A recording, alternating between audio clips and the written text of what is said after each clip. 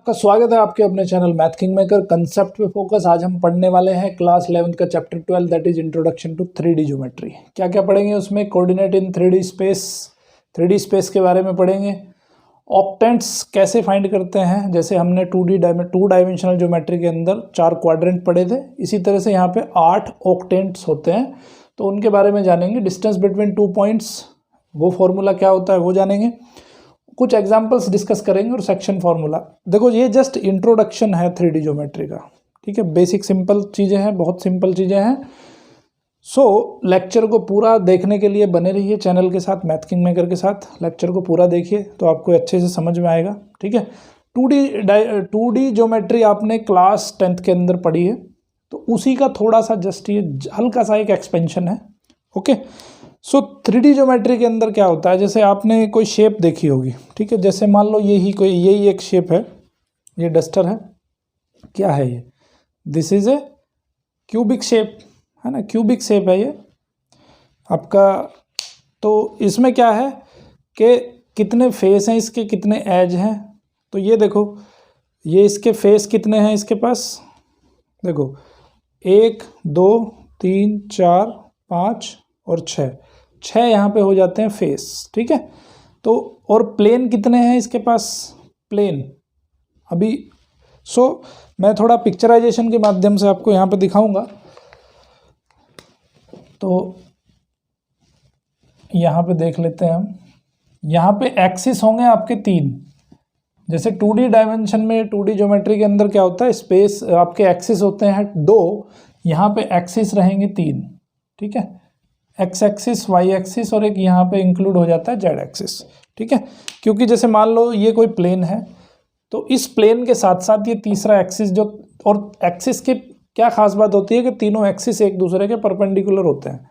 तो ये मान लेते हैं अगर एक्स एक्सिस है, ये अगर वाई एक्सिस है और ये अगर जेड एक्सिस है, तो इस तरह से यहाँ पे एक्सिस होते हैं। और ये हो जाएगा आपका ओरिजिन। ओरिजिन के कोऑर्डिनेट क्या होते हैं, 0 0 0 0 0, ठीक है। ओरिजिन के कोऑर्डिनेट होंगे 0 0। सो 2 डायमेंशनल ज्योमेट्री हमने पढ़ी थी। 2 डायमेंशनल ज्योमेट्री का जो सिस्टम होता है, कैसे होता है, इसमें जो है दोनों प्लस प्लस होते हैं, इसमें माइनस प्लस होते हैं, इसमें माइनस माइनस होते हैं, ठीक है। यहाँ पे प्लस और माइनस होते हैं, ओके। तो ये कोऑर्डिनेट सिस्टम हमने पढ़ा है 2 डायमेंशनल ज्योमेट्री के अंदर। ये इसको बोलते हैं फर्स्ट क्वाड्रेंट, इसको बोलते हैं सेकंड क्वाड्रेंट, इसको बोलते हैं थर्ड क्वाड्रेंट, इसको बोलते हैं फोर्थ क्वाड्रेंट, ठीक है। तो यहाँ पे भी क्वाड्रेंट की जगह यहाँ पे ऑक्टेट होंगे, ऑक्टेंट्स होंगे। और ऑक्टेंट्स कितने होंगे यहाँ पे, 8 टोटल ऑक्टेंट्स बनेंगे यहाँ पे। कैसे 8 ऑक्टेंट्स बनेंगे, देखो यहाँ पे कॉर्नर कितने बन रहे हैं, 1 2 3 4 5 6 7 8। तो इसी तरह से यहाँ पे 8 बनेंगे ऑक्टेंट्स, ठीक है, ओके। सो अब अगर किसी सिस्टम में हमें किसी पॉइंट को 3D ज्योमेट्री के अंदर अगर किसी पॉइंट को ट्रेस करना है, तो ट्रेस करने का मतलब है, मान लेते हैं एक पॉइंट लिखना है हमें 3 4 6। तो इसका मतलब क्या है, 3 4 6 कहाँ पे होना चाहिए? इसका मतलब है कि अब देखो यहाँ पे अगर यहाँ से थोड़ा सा इसको कोरिलेट करने की कोशिश करेंगे, मान लेते हैं कि ये 2 3 हमने एक पॉइंट लिखा है, 2 3 पॉइंट लिखा है। तो इसका मतलब क्या है कि एक्स एक्सिस से इस पॉइंट पे अगर एक्स एक्सिस से परपेंडिकुलर डालते हैं, तो ये कौन सा कोऑर्डिनेट देगा, ये कौन सी लेंथ देगा, ये वाई की लेंथ देगा। तो वाई कितना है यहाँ पे, 3 है ना। और अगर वाई एक्सिस से इस पे परपेंडिकुलर डालते हैं, तो ये कौन सी लेंथ देगा, एक्स एक्सिस की लेंथ देगा, है ना। तो इस तरह से यहाँ पे हम इस कोऑर्डिनेट को फाइंड करते हैं। कोऑर्डिनेट को ट्रेस करने का तरीका ये है ना 2D ज्योमेट्री के अंदर। 3D के अंदर भी सेम कंसेप्ट है।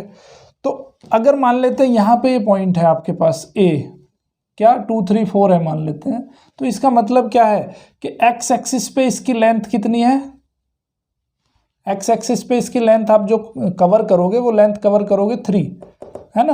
तो ये लेंथ हो जाएगी आपकी 3। कहाँ से 3 होगी, ओरिजिन से 3 होगी। और वाई एक्सिस पे लेंथ हो जाएगी 4। अगर यहाँ से परपेंडिकुलर डालोगे, इस पे परपेंडिकुलर डाला, इस पे परपेंडिकुलर डाला, ये लेंथ 3 हो जाएगी, ये लेंथ हो जाएगी 4। और एक जेड एक्सिस, जेड एक्सिस कहाँ पे होगा, जेड एक्सिस यहाँ पे होगा, देखो इस तरह से परपेंडिकुलर, ये हो गया एक्स, ये हो गया वाई, ये हो गया जेड। किसी किसी बुक में ये वाई है, यहाँ पे एक्स है, यहाँ पे जेड है, किसी किसी बुक में ये एक्स है, ये वाई है और ये जेड है, इस तरह से। तो यहाँ पे ज़्यादा कंफ्यूज होने की बात नहीं है इसमें। तो ये जो तीसरा एक्सिस होगा वो यहाँ पे होगा जेड एक्सिस। तो तीसरे एक्सिस पे क्या करेंगे फिर हम, तीसरे एक्सिस पे कितना ट्रैवल करना है उसको, 6 यूनिट ट्रैवल करना है। तो 6 यूनिट ट्रैवल करने के बाद यहाँ से परपेंडिकुलर डाला तो ये पॉइंट कहीं यहाँ पे होगा। देखो अगर थोड़ा सा आपको उसको रियलाइज कर पा रहे हो तो ये पॉइंट कहीं यहाँ पे होगा, है ना। एक्स एक्सिस पे 3, वाई एक्सिस पे 4 और यहाँ पे जेड एक्सिस पे 6। तो ये पॉइंट कहीं यहाँ पे रियलाइज हो रहा है इस पिन पॉइंट पे, ठीक है। तो इस तरह से यहाँ पे 8 सिस्टम का एक ऑक्टेंट बनता है। जैसे यहाँ पे 4 आपके क्वाड्रेंट बन रहे थे, तो यहाँ पे 8 ऑक्टेंट बनते हैं। तो ऑक्टेंट का जो साइन है, सिंबल है, वो कैसे लिखते हैं, उसको लिखने का तरीका मैं आपको यहाँ पे बता रहा हूँ, ठीक है।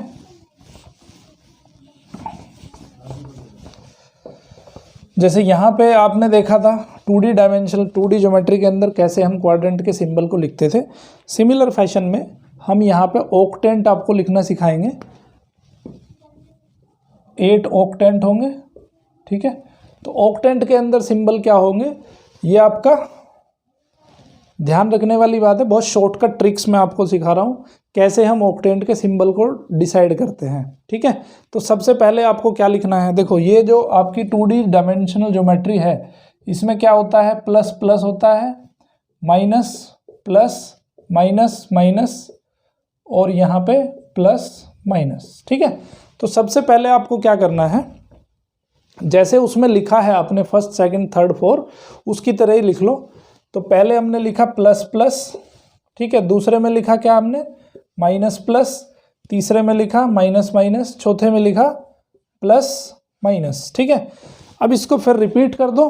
रिपीट करेंगे तो plus plus, minus plus, minus minus, plus minus, ठीक है। रिपीट कर दिया आपने, 4 ये लिखे, 4 ये लिखे। अब क्या करो, 4 प्लस लिख दो पहले और 4 फिर माइनस लिख दो। तो ये सबसे सिंपल और आसान तरीका मैंने आपको बताया, शॉर्टकट, ठीक है।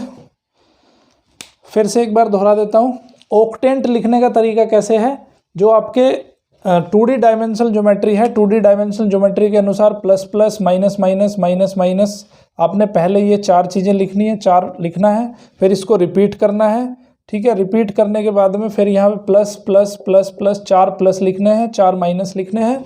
So that will be your first octant, second octant, third octant, 4 octant, 5 octant, 6 octant, 7 octant और 8 ऑक्टेंट, ठीक है। अब अगर आपसे पूछता है कोई -3 4 6 कहाँ पे होगा, -3 4 6 कहाँ पे होगा, फटाफट देख के बताना है।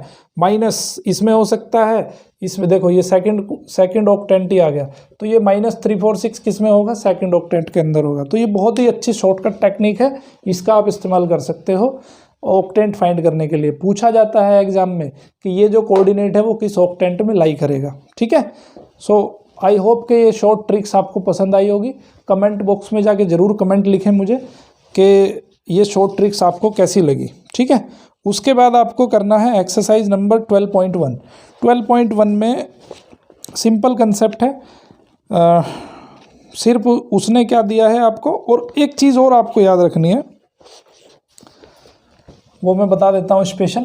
जैसे वहाँ पे आप 2 डायमेंशनल ज्योमेट्री के अंदर क्या देखते थे, एक्स एक्सिस पे वाई की वैल्यू क्या होती थी, 0 होती थी, है ना। एक्स एक्सिस पे अगर वाई की वैल्यू हम निकालते थे तो उसका वाई ऑर्डिनेट क्या आता था, 0 आता था, ठीक है। अभी सिमिलर फैशन में यहाँ भी आपको ऐसे ही ध्यान रखना है। ओरिजिन के ऑर्डिनेट क्या बताए मैंने, 0 0 0 बताए। और एक्स एक्सिस पे कोई भी कोऑर्डिनेट अगर आपको लिखने हो, देखो एक्स एक्सिस पे ये एक्स एक्सिस, ये वाई एक्सिस और ये जेड एक्सिस। एक्स एक्सिस पे कोई भी कोऑर्डिनेट आपको लिखने हो तो यहाँ पे ले लो, यहाँ पे ले लो, तो यहाँ पे खाली एक्स की वैल्यू रहेगी, बाकी वाई और जेड हो जाएंगे 0, ठीक है। इसी तरह से वाई ऑर्डिनेट पे वाई की वैल्यू रहेगी, बाकी सब हो जाएंगे 0, और जेड पे एक्स और वाई 0 रहेंगे और खाली जेड की वैल्यू रहेगी। तो ये एक चीज़, पहली चीज़ आपको याद रखनी है, ठीक है। दूसरी चीज़ क्या याद रखनी है, अगर आपको, अब देखो यहाँ पे प्लेन बनेंगे बहुत सारे, प्लेन कैसे बनेंगे, ये जो एक्स और वाई को मिला के एक प्लेन बनेगा। तो अगर इस प्लेन की मैं बात करूं तो इस प्लेन में एक्स वाई प्लेन में जो है वो जेड की वैल्यू 0 रहेगी, है ना। तो एक्स वाई प्लेन, इस प्लेन के अंदर अब देखो एक्स वाई प्लेन में जो कोऑर्डिनेट होंगे वो कैसे होंगे, एक्स वाई और 0 टाइप होंगे, ठीक है। और एक्स जेड प्लेन में कैसे होंगे, एक्स जेड प्लेन में एक्स की वैल्यू होगी, वाई 0 होगा और यहाँ पे जेड होगा। समझ में आई ना बात। क्योंकि प्लेन के अंदर क्या है कि तीसरा एक्सिस पॉसिबल नहीं हो पाएगा, है ना। कोई भी पॉइंट अगर मैं इस एक्सिस इसमें ले रहा हूँ, यहाँ पे एक्स और वाई प्लेन के अंदर ले रहा हूँ, तो जेड में तो उसका कोऑर्डिनेट 0 ही रहेगा। ये जेड एक्सिस है तो जेड एक्सिस के अंदर इसका कोऑर्डिनेट 0 रहेगा। तो एक्स वाई प्लेन के अंदर जेड कोऑर्डिनेट 0 होगा, एक्स जेड के अंदर वाई कोऑर्डिनेट 0 होगा और वाई जेड के अंदर एक्स कोऑर्डिनेट 0 होगा। तो ये चीज़ें बेसिक सी चीज़ें हैं, आपको याद रखनी है। 2D डायमेंशनल ज्योमेट्री से अगर थोड़ा सा इसको कोरिलेट कर पाओ तो ईजी है, बहुत आसान है, ठीक है। अब पढ़ेंगे हम distance between 2 points. Distance between 2 points आपने जो 2D ज्योमेट्री के अंदर जो पढ़ा था, डिस्टेंस बिटवीन 2 पॉइंट्स, बिल्कुल सेम कंसेप्ट है, कोई इसमें बड़ी बात नहीं है। जो वहाँ पे पढ़ा था वहाँ पे मैंने अच्छे से आपको एक्सप्लेन किया क्लास 10th के अंदर, बढ़िया से बताया है। तो अगर कोई डाउट आते हैं तो 2D ज्योमेट्री में जाके आप देख सकते हो। तो मान लेते हैं कि ये ए पॉइंट है कोई x1, y1 और z1, एक बी पॉइंट है जो x2, y2, z2 है। तो इनके बीच की जो डिस्टेंस है वो क्या होगी, डिस्टेंस फॉर्मूला, देखो फॉर्मूला लिखवाने में वैसे मैं बिलीव नहीं करता हूँ, तो ये फॉर्मूला कैसे आया, कहाँ से आया, वो मैंने क्लास 10th की जो ज्योमेट्री पढ़ाई है उसमें बहुत अच्छे से आपको डिस्क्राइब किया है, ठीक है। तो वहाँ से आप इसको देख सकते हो। तो ये होता है आपका डिस्टेंस फॉर्मूला, ओके। तो 2 पॉइंट के बीच का डिस्टेंस आप इससे फाइंड कर सकते हो, बहुत आसान है। वो एग्जाम्पल नंबर 3 दिया है, कुछ इसमें ज़्यादा हार्ड नहीं है, कुछ दिक्कत नहीं है। P पॉइंट दे दिया, Q पॉइंट दे दिया, पूछ रहा है PQ का डिस्टेंस कितना है, तो सेम ये फॉर्मूला लगाएंगे, आपका डिस्टेंस आ जाएगा। एग्जाम्पल नंबर 4 में कह रहा है कि 3 पॉइंट उसने दिए हैं और आपको शो करना है कि तीनों पॉइंट कोलिनियर है। तो कोलिनियर का एक क्राइटेरिया है बड़ा सिंपल सा। क्या क्राइटेरिया है कि कोलिनियर, 3 पॉइंट कोलिनियर होने के लिए अगर इस लाइन पे एक ए है, बी है और सी है, तीनों कोलिनियर कब होंगे, जब A C is equal to हो जाएगा A B plus B C, तो तीनों पॉइंट कोलिनियर हो जाएंगे। तो आपको क्या करना है, ए पॉइंट दिया है उसने, ए पॉइंट दिया है, ए नहीं उसने पी क्यू और आर दे दिए, तो यहाँ पे पी लिख लो, यहाँ पे क्यू लिख लो, यहाँ पे आर लिख लो।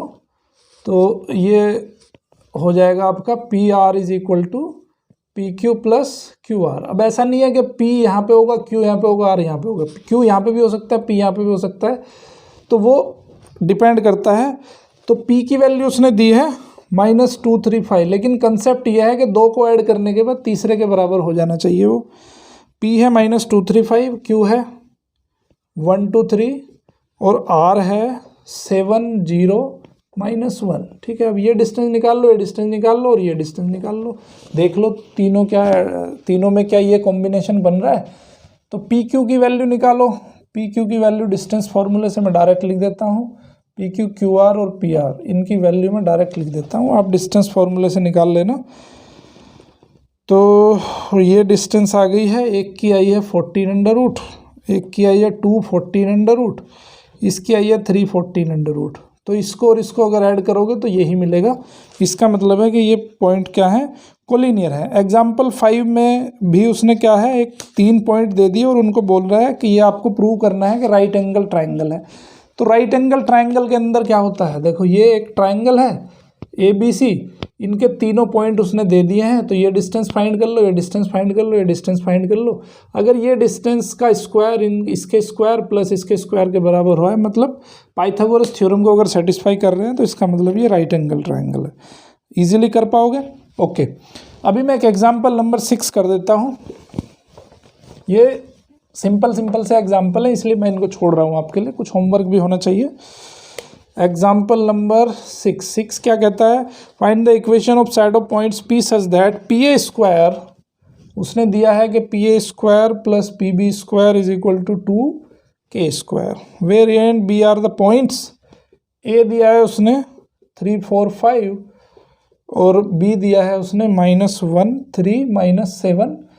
ओके, तो अब हम p को मान लेते हैं कि भाई p let p is x y z, ठीक है, एक्स वाई जेड हमने मान लिया। तो पी ए स्क्वायर प्लस इसको फाइंड कर लो, पी ए क्या हो जाएगा, पी ए स्क्वायर क्या हो जाएगा डिस्टेंस फॉर्मूला से, x minus 3 square plus y minus 4 square plus z minus 5 square, ठीक है। इसी तरह से पी बी स्क्वायर क्या हो जाएगा, x plus 1 square y minus 3 square z plus 7 square, ठीक है।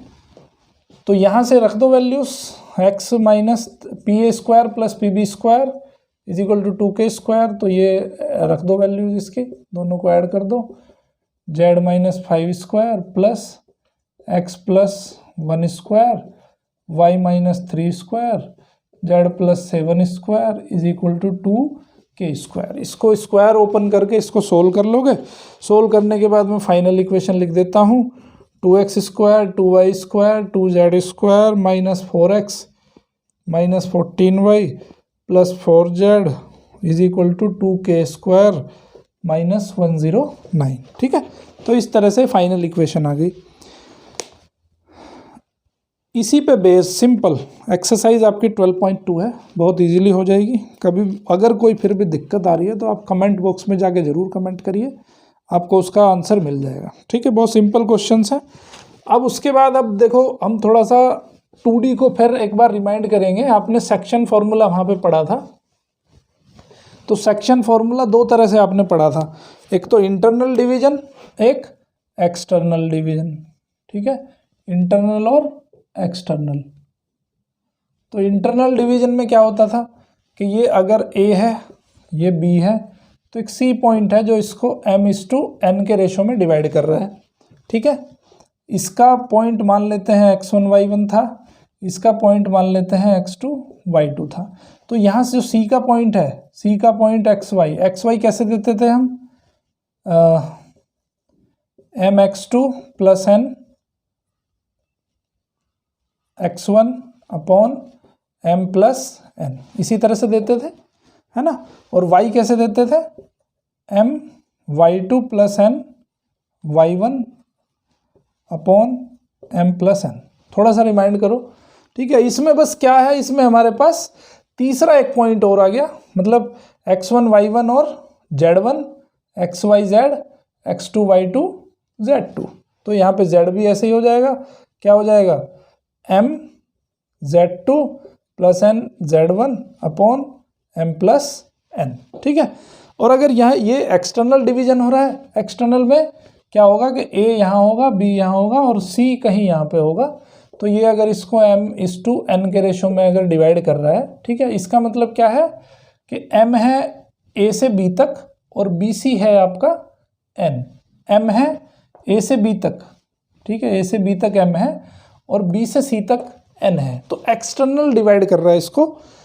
a के कोऑर्डिनेट है x1 y1 z1, b के कोऑर्डिनेट है x2 y2 z2, c के कोऑर्डिनेट है x y और z, ठीक है। तो सिंपल कंसेप्ट, यहाँ पे x की जो वैल्यू हो जाएगी वो हो जाएगी mx2 minus n x1 upon m minus n, y की value my2 minus n y1 upon m minus n, z की value mz2 minus n z1 upon m minus n, ठीक है।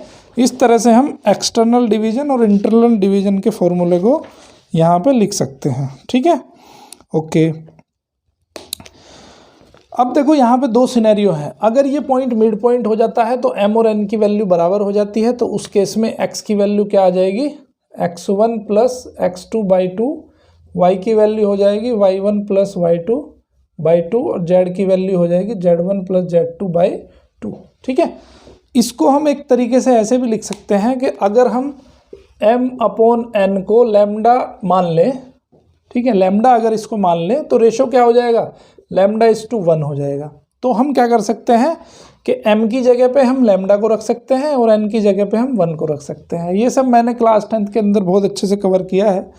तो यहाँ पे x की वैल्यू को हम ऐसा भी लिख सकते हैं कि x is equal to λ/x2 plus x1 upon λ+1, ये x की वैल्यू आ जाएगी। y is equal to λ/y2 plus y1 upon λ+1, ये x और y आ गए। z is equal to λz2 plus z1 upon λ+1, ऐसे भी लिख सकते हैं हम, ठीक है। सिमिलर फैशन में हम यहाँ पे आ जाएंगे, इसको क्या लिखेंगे, x is equal to λ/x2 minus x1 upon λ-1, y is equal to λ/y2 minus y1 upon λ-1, z की वैल्यू भी ऐसे लिख देंगे, ठीक है। तो अब इसका प्रैक्टिकल यूज़ क्या है, कैसे हम इसको इस्तेमाल करते हैं फॉर्मूले को, वो हम थोड़ा सीख लेंगे। ओके, चलिए उसके लिए पहले हम एग्जाम्पल नंबर 7 देख लेते हैं। Find the coordinates of the point which divides the line segment joining the points 1 - 2 3 and 3 4 - 5 in the ratio 2 3। बहुत ईजी क्वेश्चन है, तो मैं इसको नहीं करने वाला हूँ, आप आराम से इसको कर सकते हैं, सिंपल इन फॉर्मूले पे बेस्ड है। उसके बाद एग्जाम्पल नंबर 8 है, using section formula prove that the 3 points are collinear. Okay, section formula से आप 3 पॉइंट्स को कोलिनियर भी प्रूव कर सकते हो। इसको देख लेते हैं कैसे हम उसको प्रूव करते हैं, ठीक है। ओके, एग्जाम्पल नंबर 8, 3 पॉइंट उसने दिए हैं, एक -4 6 10 दिया है, एक दिया है 2 4 6, एक दिया है उसने 14 0 -2, ठीक है। तो अभी ये प्रूव करना है हमें, बी द गिवन पॉइंट्स। अब हम क्या करते हैं कि इसको A मान लेते हैं, इसको B मान लेते हैं, इसको C मान लेते हैं, ठीक है। तो ये हमने 3 पॉइंट मान लिए। अब क्या करते हैं हम कि ये A है और ये B है, ठीक है। मान लेते हैं हम एक P पॉइंट है यहाँ पे। ये P पॉइंट क्या करता है, A और B को डिवाइड करता है, किस रेशो में, λ/1 के रेशो में डिवाइड करता है। ओके, P पॉइंट क्या करता है, A और B को λ/1 के रेशो में डिवाइड करता है। तो डिवाइड करने के बाद इस P के जो कोऑर्डिनेट हैं वो हम मान लेते हैं कि x y z हैं, इसके कोऑर्डिनेट -4 6 10 हैं, इसके कोऑर्डिनेट 2 4 6 हैं। तो P के कोऑर्डिनेट क्या आ जाएंगे, देख लेते हैं। P के कोऑर्डिनेट आ जाएंगे आपके x is equal to λ/x2, x2 कितना है 2 प्लस x1, तो ये मान ले, ये आया हमारा 4 अपॉन λ+1, ये x आ गया। y क्या आया, y आया λ/y2, y2 कितना है 4 है, सो 4 λ+6 अपॉन λ+1। z कितना आया, z आया हमारा 6 λ+10 अपॉन λ+1, ठीक है। अब देखो, अगर ये कोलिनियर पॉइंट होंगे, मान लेते हैं कि ये P जो है वो यही है C, P को हम C मान लेते हैं, तो इसकी वैल्यू किसके बराबर हो जाएगी, 14 के बराबर हो जाएगी। तो यहाँ से लैम्डा की वैल्यू निकाल लेंगे और लैम्डा की वैल्यू इसमें रख के देखेंगे, इसमें रख के देखेंगे। अगर ये y और z भी 0 - 2 हो जाते हैं तो इसका मतलब है कि ये P point is nothing but this is point C, ठीक है। तो हम इसको वैल्यू को पुट करके देखते हैं, तो ये आता है 2 λ - 4 इज इक्वल टू 14 λ+14। तो ये हो जाएगा आपका 2 λ को उधर ले जाओ, 14 को इधर ले जाओ, तो -18 इज इक्वल टू 12 λ। तो लैम्डा की वैल्यू आ गई -3 कितनी, -3/2। लैम्डा इज -3/2, ठीक है। अब लैम्डा की वैल्यू -3/2 रखने पे इसमें क्या 0 बन रहा है वो हमें चेक करना है, तो रख के देखते हैं।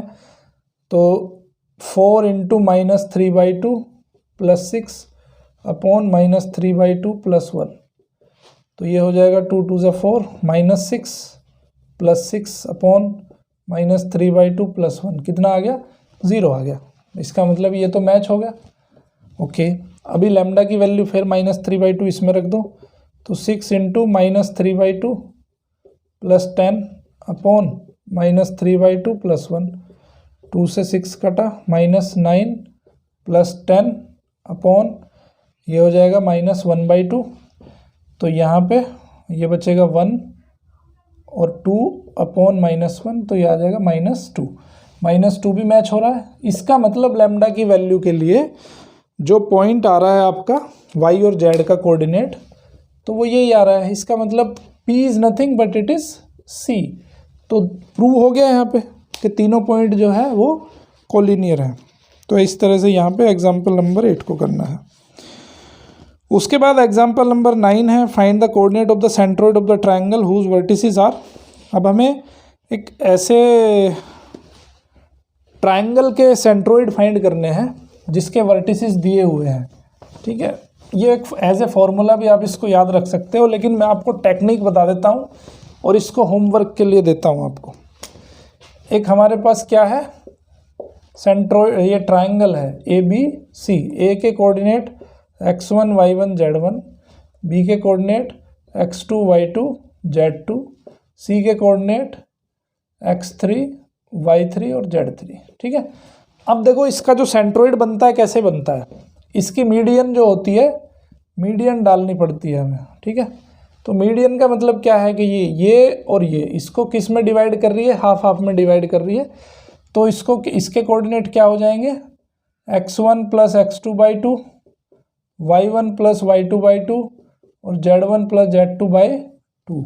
इसके कोऑर्डिनेट ये हो जाएंगे, इसको मान लेते हैं हम D। ठीक है, अब इसकी मीडियन इसको यहाँ पे डिवाइड करेगी। इसके कोऑर्डिनेट क्या आ जाएंगे, x2 + x3/2, y2 + y3/2 और z2 + z3/2। तो ये हो जाएगा, इसको E मान लो। ठीक है, इसके कोऑर्डिनेट ये हो गए। एक यहाँ पे अब इससे मीडियन डाल लो, इससे मीडियन डालोगे तो इसको मान लेते हैं हम F। इसके कोऑर्डिनेट क्या हो जाएंगे, मिड फार्मूला से x1 + x3/2, y1 + y3/2 और z1 + z3/2। तो इसके ये कोऑर्डिनेट हो जाएंगे। ठीक है, आपने क्या करा, इसके कोऑर्डिनेट निकाल लिए। अब ये सेंट्रोइड का मतलब ये होता है। ठीक है, सेंट्रोइड का मतलब है जहाँ पे सारी मीडियंस एक दूसरे को कट करती हैं।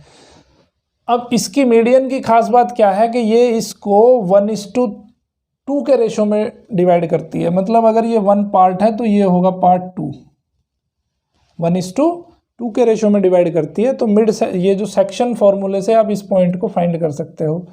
तो चाहे तो F और B को ले लो, F और B को सेक्शन फॉर्मूला से 1:2 के रेशो वाला फॉर्मूला लगा के आप ये वैल्यू फाइंड कर लेना। चाहे आप A और E को ले लो, ये 2:1 के रेशो में होगा, तो आप इससे भी कर सकते हो। या इसको ले लो, ये जो है 1:2 के रेशो में होगा। तीनों में से जो भी आपको पसंद हो उसको आप यूज़ कर सकते हो, और यूज़ करके आप मिड सेक्शन फार्मूला से इस सेंट्रोइड के कोऑर्डिनेट फाइंड कर सकते हो। और फाइनली जो कोऑर्डिनेट आएंगे वो आएंगे x1 + x2 + x3/3, y1 + y2 + y3/3, z1 + z2 + z3/3। तो ये आएंगे उसके सेंट्रोइड के कोऑर्डिनेट। ठीक है, मैं होमवर्क के लिए छोड़ता हूँ आपके लिए।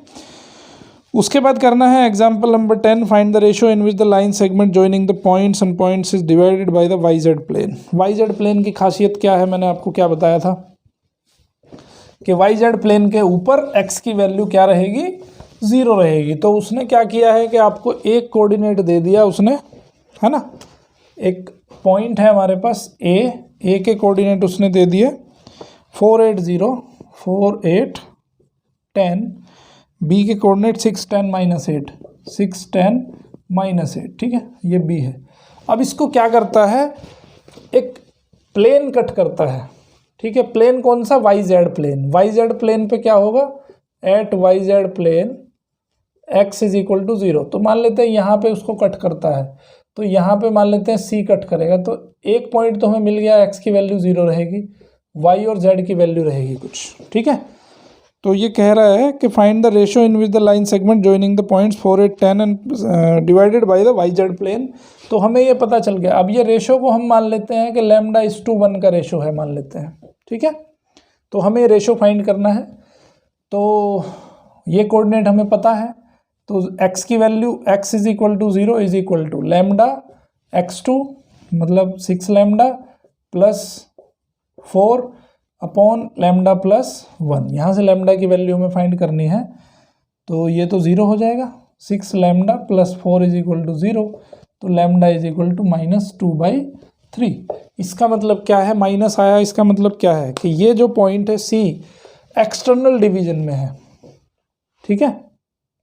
सॉरी, C ये जो λ है ये माइनस आया है, ठीक है, एक्सटर्नल डिवीजन में है। ये माइनस कब आएगा, जब ये जो C है पॉइंट वो B के बाहर होगा या A के बाहर होगा, मतलब एक्सटर्नल डिवीजन। ये माइनस साइन क्या इंडिकेट कर रहा है, एक्सटर्नल डिवीजन।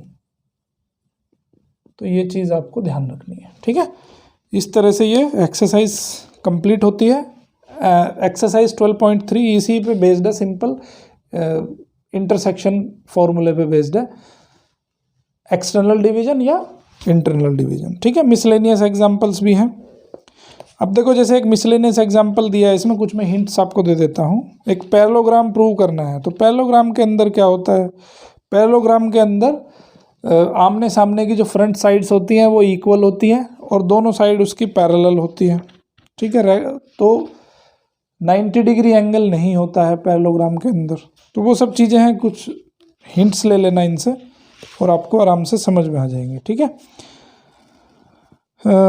एग्जाम्पल नंबर 12 जैसा एग्जाम्पल मैंने आपको करके दिखा दिया, सेंट्रोइड का मैंने बता ही दिया आपको, ठीक है। फिर उसके बाद मिसलेनियस एक्सरसाइज। देखो, इसमें ना बहुत छोटा सा पार्ट दिया है 3D ज्योमेट्री का, यहाँ पे सिर्फ उसको टच किया है हल्के से। आपको जहाँ से भी क्वेश्चन मिलते हैं इस चैप्टर से रिलेटेड, चाहे वो इंटरनेट से ले लो, चाहे RS अग्रवाल ले लो, RD शर्मा ले लो, देखो बेसिक कंसेप्ट के लिए NCERT की बुक से बढ़िया कोई बुक नहीं है, लेकिन एक्सरसाइज आपको प्रैक्टिस के लिए बहुत सारी चीज़ों पे डिपेंड और रहना पड़ेगा, जैसे NCERT से के अलावा। और आपको अगर प्रैक्टिस सेट चाहिए तो मुझे भी कमेंट बॉक्स में जाके अपना नंबर शेयर कर सकते हो, मैं आपको उस नंबर पे प्रैक्टिस सेट भेज दूंगा। जिस भी चैप्टर का फ्री ऑफ कॉस्ट है, उसका कोई चार्ज नहीं है, ठीक है। आई होप के चैप्टर आपको अच्छा लगा होगा। अगर अच्छा लगा है तो ज़रूर इसे लाइक करें, वीडियो को शेयर करें, चैनल को सब्सक्राइब करें बेल आइकन के साथ। देखते रहिए math king maker. Thank you very much.